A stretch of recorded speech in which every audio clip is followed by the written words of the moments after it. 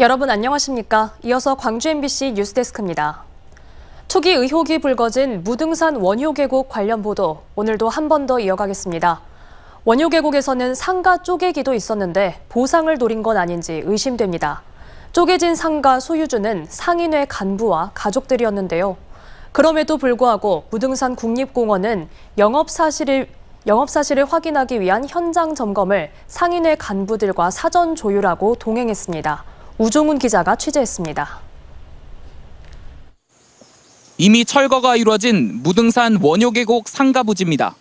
올해 철거가 진행된 이곳엔 2층 높이 상가 건물 6개가 있었습니다. 이 건물들의 등기부 등본을 떼봤습니다. 지난 2016년 6개였던 건물이 층별로 쪼개져 모두 12개가 됐는데 날짜가 모두 동일합니다.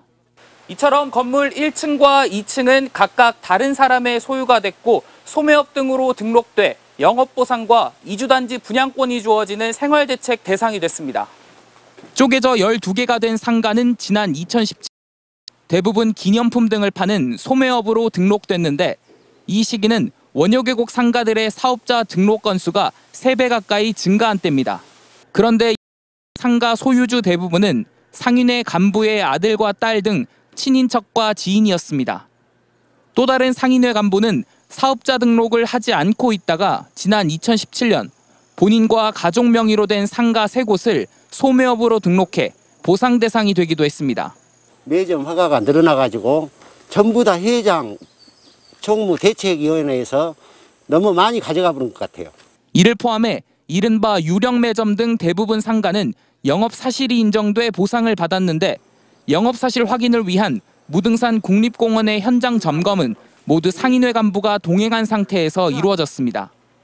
또 현장 점검 일정 역시 상인회 간부들과 조율을 거쳐 정해졌습니다. 국공 직원이랑 몇 명 왔는데 대책위원장이랑 누구랑 왔었어요. 진짜 영업을 진짜 한 집인지 아닌지 그걸 하나하나 찍어보면 다 알 거예요. 무등산 국립공원은 통상 보상을 위한 점검이 상가 주인이 있을 때 이루어져 상인회 간부와 일정을 맞췄고 주인이 없는 경우 영업 사실을 주변 상인들로부터 확인해야 해 상인회 간부와 동행했다는 입장입니다. 또 현장 점검 이후 상가 쪼개기를 인지해 보상이 허위로 이뤄진 게 드러날 경우 각자가 책임진다는 별도의 서류를 받았다고 밝혔습니다. 사전에 소유주에게 참석 요청 연락을 한 상태로 이제 현장 점검 시에 현장을 잘 알고 있는 본영의 총무 등이 이제 상가 안내미 확인차 함께 동행하였습니다. 한편 상인회 간부는 상가 쪼개기가 보상을 노린 게 아니었냐는 질문에 법률 전문가와 협의를 거친 것이라며 보상으로 폭리를 취했다는 것은 오해라고 해명했습니다. MBC 뉴스 우종훈입니다. 한 달 전쯤 광주에서 아동 양육시설 출신 청년들이 잇따라 비극적인 선택을 했습니다. 이런 안타까운 일이 다시는 없게 하자면서 제도를 보완해왔지만 결국 비슷한 일이 반복된 건데요. 아동 보호 체계에 여전히 어떤 한계가 남아있는 건지 연속 보도로 짚어보겠습니다. 첫 번째 순서로 청년들이 보호기간 연장 중에도 자립에 제대로 대비하지 못하고 있는 현실을 이다현 기자가 취재했습니다. 지난달 말 광주의 한 대학 기숙사 주변에서 20살 대학생이 숨진 채 발견됐습니다. 아동 양육시설에서 자라온 청년이었습니다. 대학에 진학하면서 보호기간이 연장된 상태, 소속이 있었고 보호가 끝나면 자립지원금을 받을 예정이었습니다.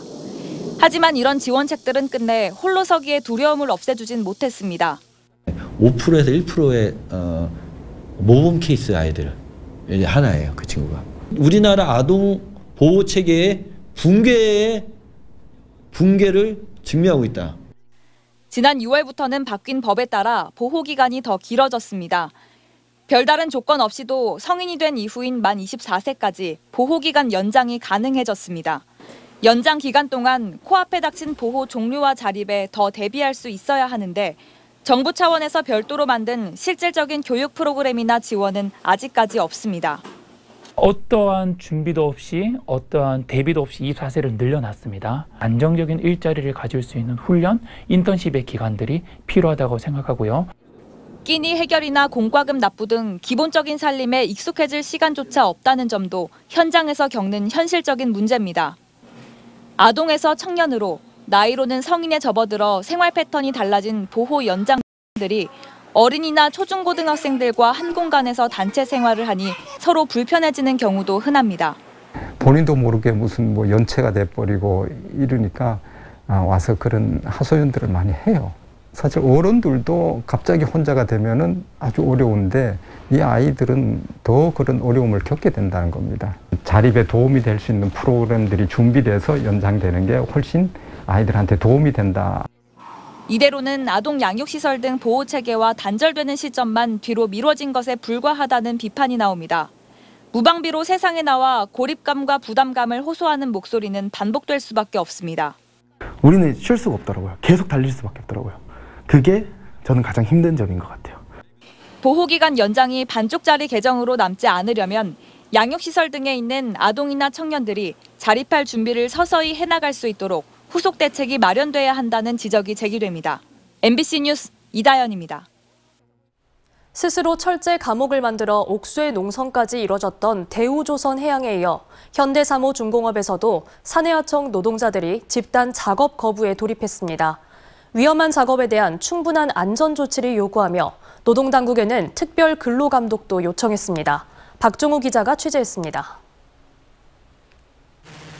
선박 건조 과정에서 도장 작업에 앞서 반드시 거쳐야 하는 선체 도장 전처리 공정. 철판에 묻은 이물질 제거 작업으로 작업자는 파워공으로 불립니다. 어둡고 높은 곳에서 일하는 파워공은 조선소에서도 가장 힘들고 험한 일을 하는 직종으로 꼽힙니다. 현대사모중공업에서 일하는 사내 하청 파워공은 모두 450여 명, 4분의 1가량인 100여 명이 작업 거부를 선언했습니다. 저희들이 높은 데 올라가서 작업을 많이 하는데 무거운 장비를 차고 올라가서 작업을 하다가 많이 이제 이렇게 추락을 합니다. 예, 그런 사고의 유형이 굉장히 많습니다. 한번 떨어지면은 이들이 요구하는 건 위험 작업에 대한 안전조치, 기본급 인상, 연차 휴가 부활 등 크게 3가지. 외줄에 의존한 고공작업을 공인 자격증 소지자에게 시켜줄 것과 작업 공간의 안전장치 정기점검도 필요하다고 외치고 있습니다. 원만한 교섭을 희망했지만 하청업체들이 집단행동 미참여자들에게 혜택을 주고 참여자에게는 징계 엄포를 놓는 등 대화가 불가능한 상태라고 밝혔습니다. 아무리 현장 노동자들이 안전한 일터를 만들어 달라고 해도 회사 측은 들은 척도 안 합니다. 중대재해처벌법이 시행되었지만 조선소는 전혀 변함이 없습니다. 우리가 이렇게 나서지 않는 한 영원히 변하지 않을 겁니다. 고용노동부에는 파워공에 대한 특별 근로감독 실시를 요구했고 대우조선해양의 사례를 교훈 삼아 원청업체인 현대사모중공업도 결단해달라고 촉구했습니다. 현대사모중공업 사내하청 노동자도 안전하게 작업하고 아프면 치료받고 쉴 수 있는 권리를 보장하라. 금속노조 역시 파워공 문제를 국회 국정감사에까지 사안을 올리겠다며 사태 해결에 뛰어들었습니다. MBC 뉴스 박종호입니다.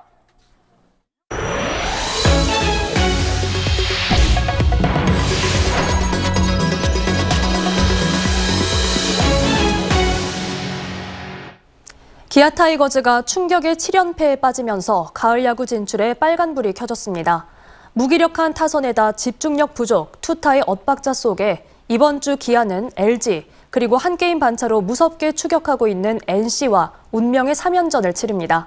한신구 기자가 정리했습니다. 연패를 이어가던 지난 15일, 무기력한 경기력을 보여주던 기아 타이거즈는 연장 실패, 결정적인 수비 실책으로 맥없이 경기를 넘겨주고 맙니다. 연패를 끊을 수 있는 10회 말 무사 2, 3루 찬스. 그렇지만 후속 타자들의 방망이가 맥없이 돌아가서 연속 삼진 아웃과 범타로 기회가 무산되면서 결국 또 졌습니다. 기아 타이거즈가 지난주 키움과 한화, 삼성전을 모두 내주면서 7연패의 수렁에 빠졌습니다. 특히 최하위 한화의 이틀 연속 연장전에서 진 게 뼈아팠습니다. 가장 큰 원인은 갑작스레 부진에 빠진 무기력한 타선입니다. 연패 기간 선발 투수들은 제 몫을 해줬지만 득점권 타율이 2할대에 밑돌면서 중요한 순간 제 역할을 해주지 못했습니다. 그나마 타격이 좀 터지는 날엔 불펜이 무너지는 등 투타의 엇박자 속에 길고 긴 연패 사슬을 끊어내지 못했습니다. 그 사이 5위를 위협하고 있는 팀들은 무서운 상승세로 6위 NC는 1게임 반차, 그리고 삼성은 3게임 반차까지 따라붙었습니다. 당장 연패를 끊는 게 중요한데 이번 주 일정 역시 험난하기만 합니다. 1위를 바짝 뒤쫓고 있는 LG와 2연전을 치른 뒤 후반기 무서운 상승세로 1게임 반차까지 따라붙은 NC와 가을 야구를 놓고 운명의 3연전을 치릅니다. MBC 뉴스 한신구입니다. 유네스코 평가위원들이 무등산권 세계지질공원 재인증 현장 심사를 위해 광주를 방문했습니다. 유네스코가 파견한 지질공원 전문가인 베트남의 트란반과 이란의 키미아 아자에비 평가위원은 오늘 환영식을 시작으로 오는 22일까지 화순과 담양 권역 순으로 지질공원 현장 점검을 벌입니다. 한편 광주시와 전라남도 담양군, 화순군 등은 무등산권 세계지질공원 협력체계 구축을 위한 업무 협약을 체결했습니다. 금호타이어 노사가 임금 등 단체 협약을 두고 합의점을 찾지 못해 노조가 쟁의행위 찬반 투표에 나섰습니다. 금호타이어 노조는 금호타이어 공장 앞에서 기자회견을 열고 지난 4년간 경영 정상화를 이유로 상여금을 반납하는 등 고통을 감내했지만 임단협이 결렬됐다며 오는 21일부터 쟁의행위에 대한 투표를 진행한다고 밝혔습니다. 노조는 교섭에서 상여금 200% 환원과 임금 5% 인상, 설비 투자 등을 요구했습니다. 광주 전남에서 지난 5년 동안 5,100여 건의 보이스피싱 범죄가 발생해 998억 원의 피해가 발생했습니다. 조은희 국민의힘 국회의원이 경찰청으로부터 받은 자료에 따르면 지난 2017년부터 5년 동안 광주 2,290건, 전남 2,865건 등 총 5,156건의 보이스피싱 범죄가 발생했습니다.